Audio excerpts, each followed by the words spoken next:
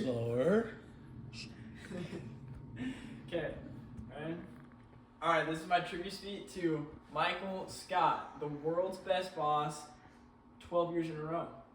Michael Scott he kind of got a bad rap, you know? He did hit one of his employees with his car. That happened. He also hit a speed bump on a freeway, but that was neither here nor there. Michael Scott had the assistant to the regional manager, Dwight Schrute, who was kind of his partner in crime, if you will. But all that to be said, he was not the best safety manager.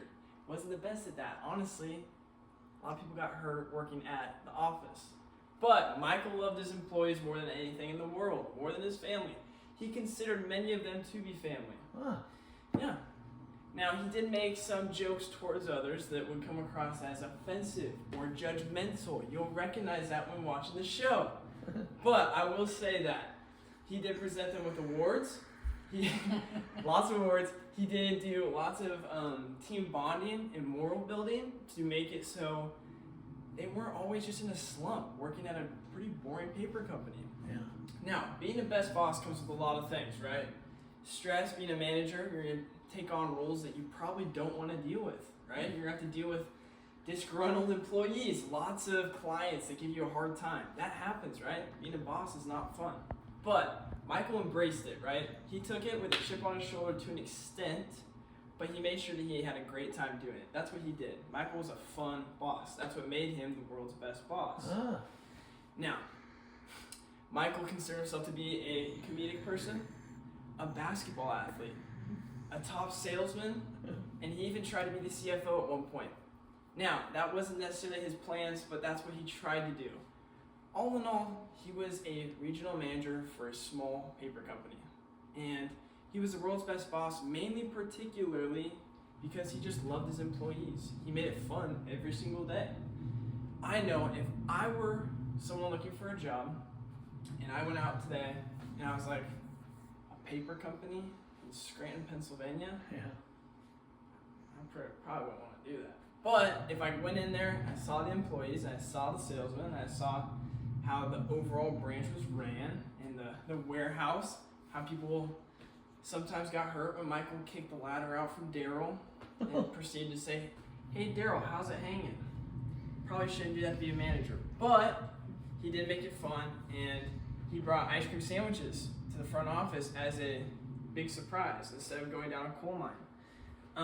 He tried to provide incentives because a lot of times people got bored. They didn't know what to do. Needed incentive. Needed incentive, Yeah. exactly.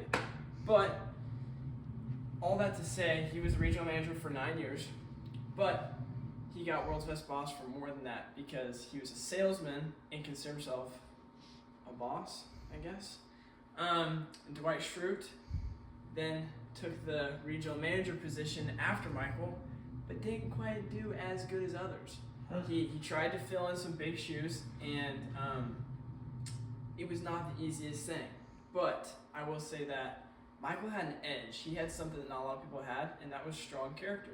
People didn't really see that though. It took him a second because you'd have to know Michael before you recognize that his jokes were more of character building and less of offensive material. Denigration. Exactly, denigration.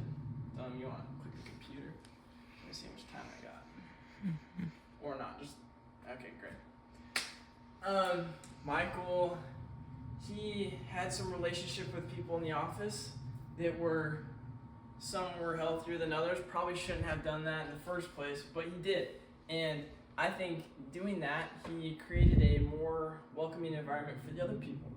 He was what he called himself, Cupid's arrow, or the matchmaker, because he brought Jim and Pam, Dwight and Angela, Brian and Kelly. I don't know if you want to really count that one, but he was there for more than a boss. He was a role model and a father figure to some people, like Dwight. Jim Halpert, him and Michael always had a back and forth. Michael was always kind of jealous of him. Jim liked to play pranks with him and trick Dwight. So Michael was always in the middle of everything, one way or another, doing very curious activities, like putting tubes all around the office and putting hamsters in the end of them. He called it Tube City. Or playing a murder game when they're about to do downsizing. That's what Michael did. He created a fun environment in a place that fun wasn't the normal, right? You go to any other operation, any other business, and doing the fun activities that he did was never a thing. Yeah, wash, rinse, repeat. Exactly. Every single day you did the exact same thing. You came in, you clocked your hours. You did your typical 9 to 5. Yeah. Michael made it not that way. He made it enjoyable, and he made it overall just a great experience. So that's my reasoning why Michael Scott was the world's best boss. Yeah.